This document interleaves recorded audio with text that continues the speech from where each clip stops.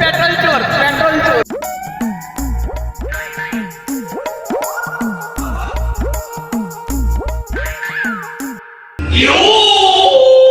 તો મિત્રો અમે અત્યારે જતા હતા ઉમરી અને બાઇકમાંથી પેટ્રોલ નીકળતું હતું.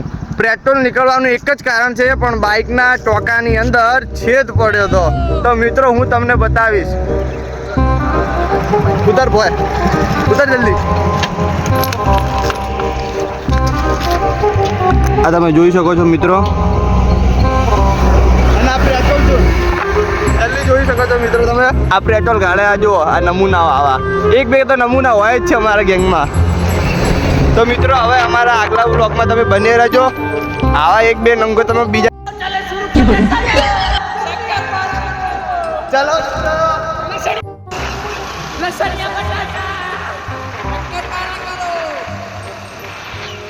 તો મિત્રો અત્યારે અમે ઉમરી જઈ રહ્યા હતા અને વચ્ચે મને જોવા મળ્યો કાચબો.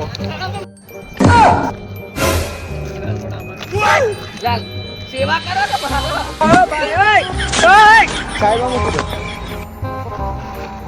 મિત્રો તમને પણ આવા જુઓ રસ્તામાં મળે તો તેને સાઈડ કરતા રહેજો.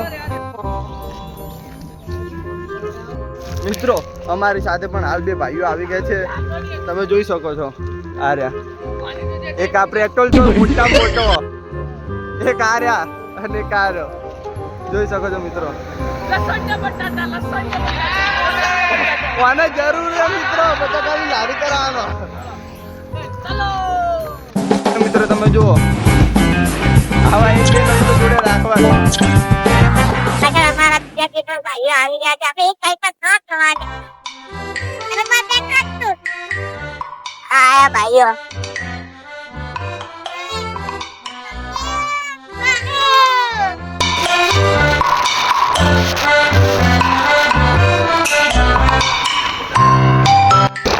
તો ફાઇનલી મિત્રો અત્યારે અમે ઉમરી ગામે પહોંચી ગયા છીએ.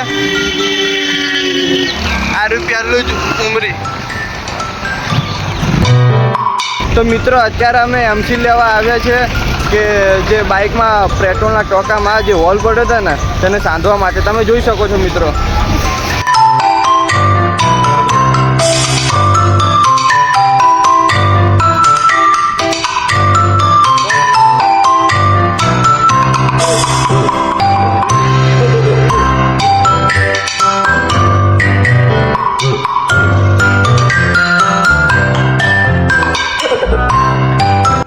ગાડીને ઠોકી દી. જોઈ શકો છો કે કેવો અકસ્માત સર્જાયેલો છે. જોઈ શકો છો કે સુકાવા માટે એમસીને સુકાવા માટે આ તો ખુલ્લી સીટ કરવામાં આવી છે. આ પેટ્રોલ જો મિત્રો, અને આ નંગ બધા બેઠા અમારા ભાઈબંધો. કોઈને ખોટું લાગે એમ નથી, એટલે વાંધો આવે એમ નથી. નંગ બોલ્યો તો રિપેરિંગ કામ ચાલુ જ છે. તમે જોઈ શકો છો અમારા વિરલભાઈ સર્વિસ કરી રહ્યા. અરે બીજા ત્રણ મિત્રો ભાઈઓ હવે બહુચરાજી જવાનો પ્લાન બનાવી રહ્યા છે. તમને બતાવું.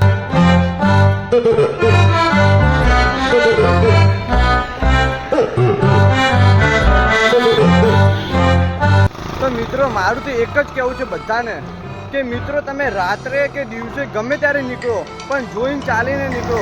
કારણ કે જેવું તમારું પરિવાર છે ને એવું એમનું જ પરિવાર છે.